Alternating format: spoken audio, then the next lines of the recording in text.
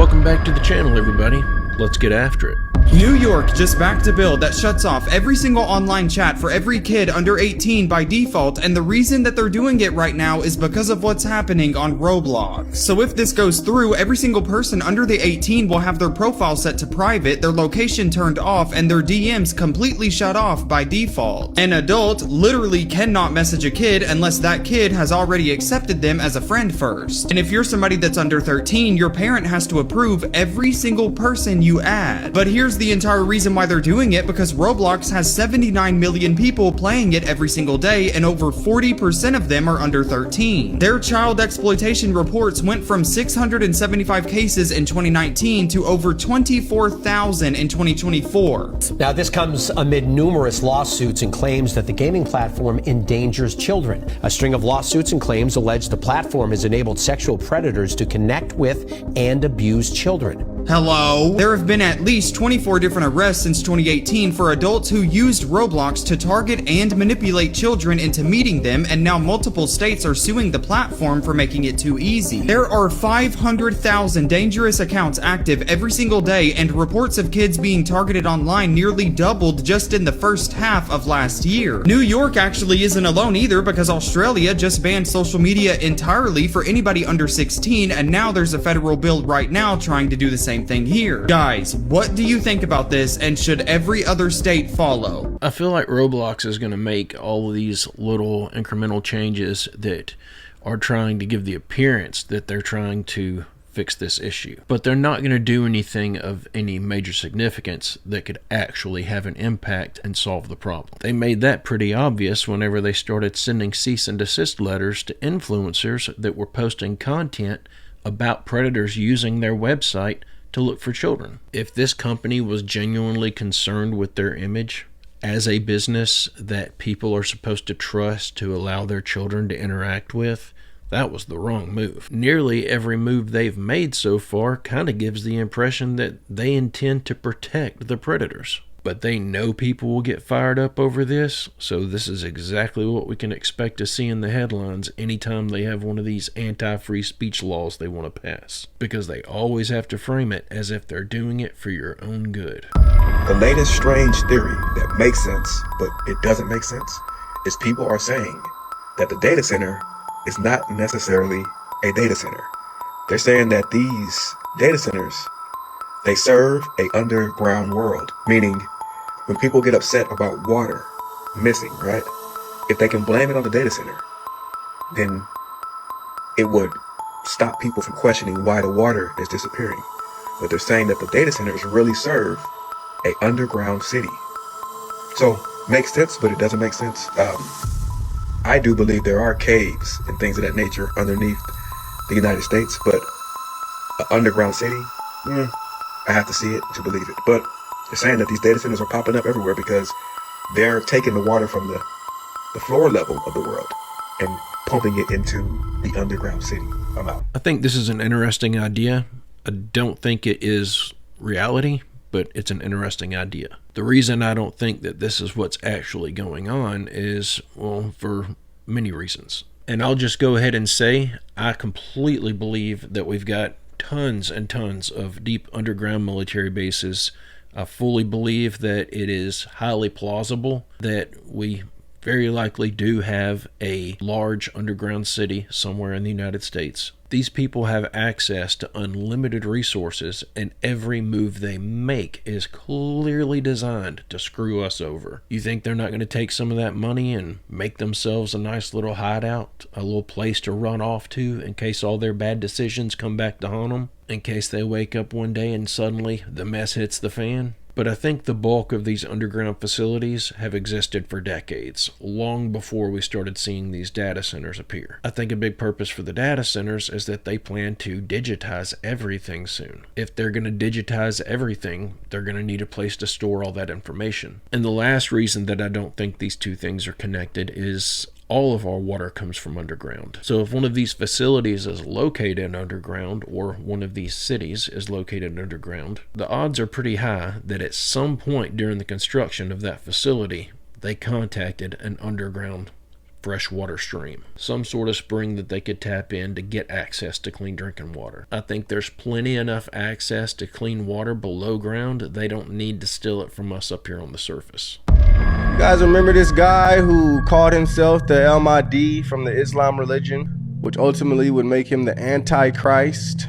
He came out and formed a whole religion recently. Well, that religion has had people arrested on suspicion of modern-day slavery, forced marriages, and sexual offenses.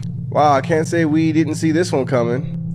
Those officers went in, they say, to investigate allegations of a serious sexual nature, serious sexual offences, forced marriage and modern slavery. They have arrested, they say, 9 people, 6 men and 3 women of various nationalities: American, Spanish, Italian, Egyptian, Mexican. They've also arrested a number of other people on suspicion of public disorder offences. The searches of that complex are going on as we speak. Police say that it will take some time to do that. The allegations they're looking into centre on one woman said to have been a former member of the group. The police stress they're investigating those allegations. They are not investigating this religious group itself. The investigation is going to carry on here. Police say they are also working with various organisations to try and provide welfare and support and safeguarding to people who are residents. And this is, something that quite a few people thought was the truth. This individual, they thought that he was a chosen one, the chosen one, for crying out loud. Guys, stay away from these cults. Be careful what you buy into. If I'm being honest, I'm a little disappointed that we arrived at this point in the story this fast. If you go back and look at basically any cult in the last 50, 60 years, you would have seen this is the direction this was all headed in. It's just most of the good ones hold out for at least a handful of years. We just heard about this guy for the first time less than 12 months ago, and already this is happening. Isn't it fascinating, though, to watch an idea as bad as a false religion spread like wildfire just simply because it has a charismatic guy spreading the message? They have adaptive price tags. Dynamic pricing. Yeah. Yep. This lady is experiencing it in real time. It's happening in my grocery store right now. I'm gonna show you like regular price tags. Okay, look. Paper, regular price tags. This is how much everything is. And then you come over here and look at these ones.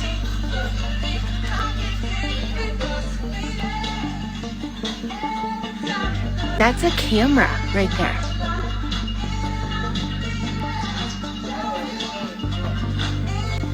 So they're replacing all of the paper ones with those digital ones that they can change automatically, but they have a camera.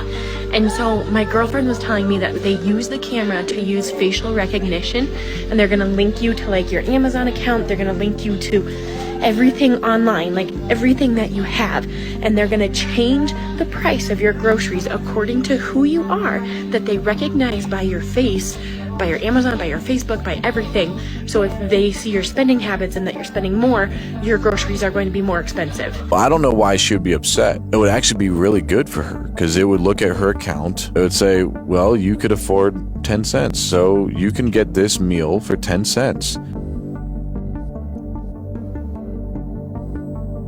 Here's something that I see being an issue in the near future. Let's say you're doing your grocery shopping in one of these grocery stores that has this dynamic pricing. So you go in, you grab an item off the shelf, say it says $5.19 on the tag, get up to the register and they scan it, and it scans $5.45. So then you tell the cashier, now hold on, that said $5.19 on the shelf. When the cashier goes back to the shelf to look and see what the tag says, it's not going to say what it said whenever you walked up and saw it the first time. It's going to be listing what it deems as an appropriate price for that cashier. And so essentially, the only way this can work is if we all just trust that these stores are not going to take advantage of this and try to screw us over. And how many times have you gone to Walmart, grab something for $20 off the shelf, get up to the register, and it costs $30? It's happened to me personally too many times to keep up with. So since that's always been a problem, and now they're introducing a new element that's going to make it easier for them to do things like that and get away with it, I can only assume they're going to take advantage of it. But I'm not going to shop in one of these stores with dynamic pricing anyways. I'm not going to give my support to any business that thinks that just because I may be willing to spend more for a product that I want to purchase, that they should feel justified in forcing me to spend more money than the guy standing beside me. What kind of ethical mental gymnastics are they trying to pull off here? If you're keeping up with this whole tick situation, I got something I want to show you. Now, if anybody's questioning this whole thing, it's very real. It's happening worldwide, and these ticks are carrying diseases with them.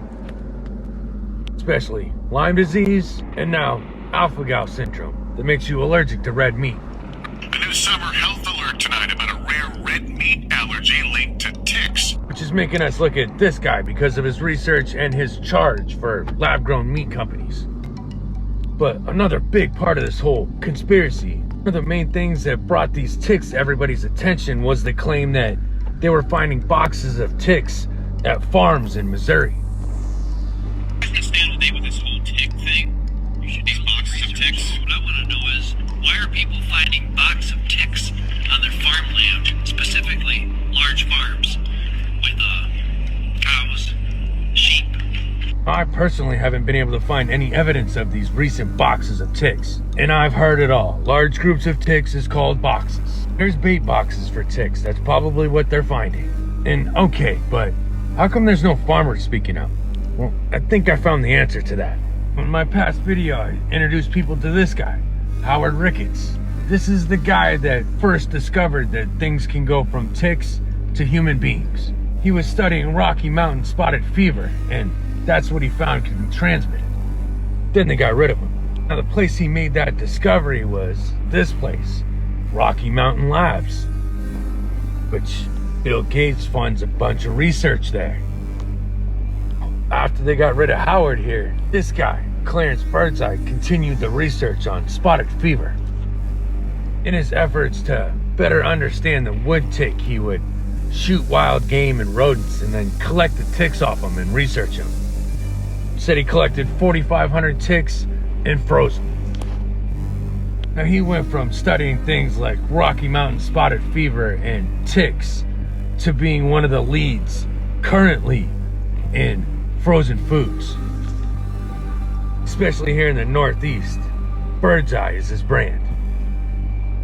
He's actually involved in many different products that have to do with frozen foods today. But anyway, because of this man's research, there was a tick outbreak in Texas, part of the whole controversial past of the Rocky Mountain Labs. Ticks were killing off cattle and spreading disease, so the federal government ordered all the farmers that they had to dip their cattle in this arsonogenic solution that they provided. When Texas tick fever overtook Louisiana cattle herds in the 1920s, the federal government banned beef shipments from leaving the state. Extension provided scientific and practical solutions, leading the legislature to pass a law requiring producers to build and use dipping baths to kill ticks. And if they didn't do so, allegedly, the chief of police said that if they didn't comply, ticks would be brought to their land by the stock, and the neighbors would be checked to having it located there. So in other words, we'd flood your farm with ticks, and you and your neighbors would have to deal with it. That's real interesting, considering that was from 1913. But before I go, this guy and the whole frozen food thing just doesn't sit right with me. I say one of the only ways to get Lyme disease is for a tick to be in your body for 24 hours, in humans. But how come in cattle it can be found in blood, milk, fetal tissue, and it can survive if it's frozen in milk as well? That's weird, isn't it? Y'all stay safe. Well, this just tells me that if they wanted to, they could give it all to us by this time tomorrow. All they got to do is put it in our frozen peas, especially if it can live in dairy products. Freeze it in something with some milk or cheese in it and send it out. I don't think spreading this stuff is that easy, though. I think if it were, then we would probably already be infected with all kinds of stuff. If it were that easy to spread something without anyone catching on, they would have already done it. I think for them to do something like that to the food, I think there's too many checks and stuff along the way. I think the odds of them getting caught are pretty high, so they couldn't take that risk. And then you've also got to worry about, even though it may technically survive when frozen, does it thrive if it's been frozen? Is it going to survive well enough that it can still infect someone if they consume it after it's been frozen? If it's contained in a frozen food product and then that food product is cooked, is it still alive then? All of these different variables I feel like would make it really difficult for them to use the food as a delivery system. Just carpet bombing entire counties with infected ticks would probably be a better method. Hopefully that's not what they're doing, but I know what it looks like to me. Okay, did you guys hear what Denmark just announced? Which changes everything about what we've been doing in our countries. And it's kind of like how Europe, they ban fluoride, they don't do GMOs, but we still do them here. So listen to what Denmark just announced, and this has to do with every nature species instinctively knowing the truth. Look at this. So you know how every single species of animal, they sleep with their young, right? Well, I'm talking, the animals do not leave their young at night. If anything, that's when they're the most around them, cuddling them, hanging out with them, breathing on them, right? All animals do that. But for some reason, us humans have been advised for many decades now to put your young, your newborn, in another room and let them cry it out, right? The cry it out method. Let your baby bawl itself to sleep. I don't know how they convinced many people to do that. But here's the crazy part. The Danish Health Board removed all cry it out guidance from official recommendations, pivoting to responsive caregiving. And this shift is driven by 700 plus psychologists citing risks to attachment and stress regulation, promoting comforting babies to ensure security and healthy brain development. And what people don't understand is when the baby stops crying, it's not that it cried it out and now it's like good to go. It's that it has abandoned all hope, is being traumatized and thinking no one's coming to help it or save it or look after it. On the other side of the coin, if you co-sleep with your baby, or at least sleep in the same room with it, but especially if you're co-sleeping, the baby wakes up, smells mom, smells dad, hears their breathing, their heartbeats like get in sync, and they sleep, they cry less. Like people think when they have baby, it's like, oh, I'm going to be up all night, the baby's going to be crying all the time, I'm going to get up, go microwave some formula and come bring it to the baby and try to put it back to bed, lay it down in the crib, and then I go back to my bed. That's not the way, that's the hard way, dude. I'm telling you right now. The easy way is, of course, breastfeeding, but I'm not talking about breastfeeding and formula, but I'm just saying, in the same bed, baby sleeps longer. On average, I guarantee that there's a study, when a baby sleeps in the same bed as mom and dad and is cuddled up next to them, they sleep longer. When they wake up, you don't got to get up out of bed to go deal with them. They're right next to you. They're cuddled up in your freaking arm. This should be second nature, but our systems here still advise, like, yeah, cry it out method is a fine one if you want to go that way.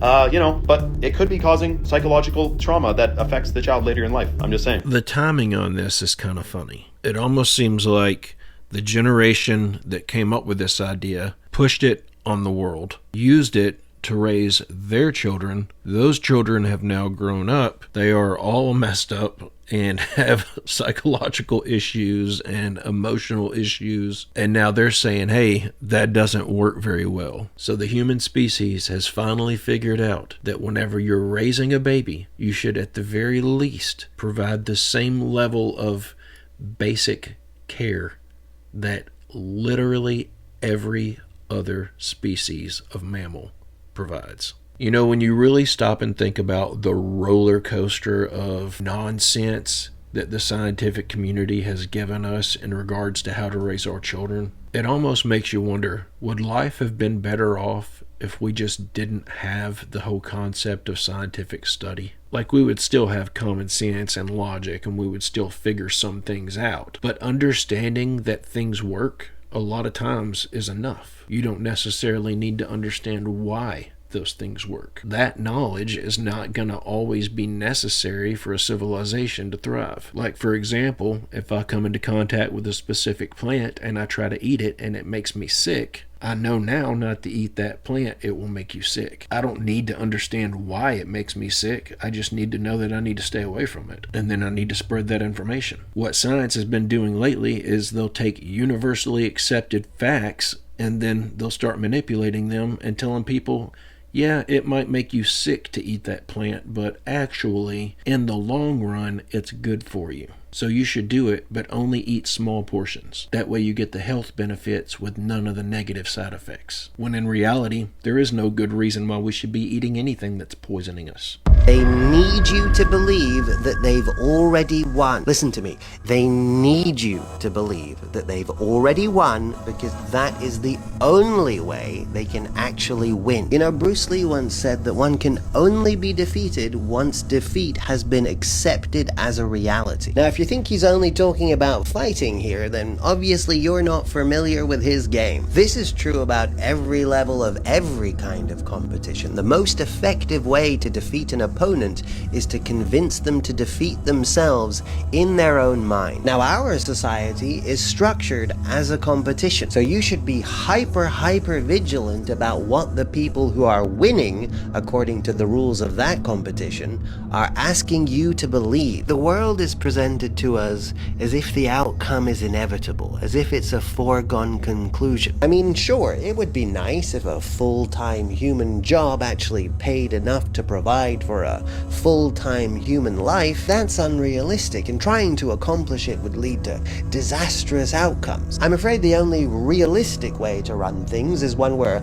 I get progressively richer over time and you get progressively poorer, until the point where ownership of anything at all is going to become a privilege only really afforded to a select few. And sure, it's unfortunate that inflation seems to make pretty much every asset and resource more valuable over time, except for labor, of course. That's the one resource that gets progressively less valuable. You know, the one that people inherently own. Almost as if the competition is deliberately structured in a way that makes it progressively harder for people to utilize labor in order to acquire ownership, you know, making it so that ownership eventually becomes a privilege only afforded to a select few. I mean, look at the way they're presenting AI. First of all, it's the future. It's inevitable. It's just going to happen. It's a foregone conclusion. Never mind that they're being heavily subsidized, spending tremendous amounts of collective resources and spending tremendous amounts of labor, your resource, in order to forcibly make it happen. They're also telling you that it's going to make you redundant. They're putting the idea in your head that you've already lost. You have become worthless to human civilization. Imagine that. Imagine trying to convince a human that they have no value to human civilization. The purpose of a human civilization is to create a healthy, productive environment for humans. If a human job doesn't pay well enough to provide for a human life, then the thing that is failing to contribute to society is the job, not the human. And the job creator providing that job is subtracting value from human society, not providing it. Because the purpose of human society is to provide for humans. And if a technology emerges that replaces the role of humans within the economy, then the thing that's become redundant is the economy, not the human. Because the purpose of the economy, which is an aspect of society, is to provide for humans. Now, whether or not AI is actually capable of replacing human labor is not really as relevant as the fact that they want you to believe that it is. They want you to believe that you have nothing of value to contribute, because they want you to believe that they have already won. So I need you to believe that they haven't. I need you to believe that we will stand up for ourselves, that we will recognize our own value, that we will craft a society that is actually trying to create a healthy and productive environment for humans. I need you to believe that we've already won, because that's the only way we can actually win.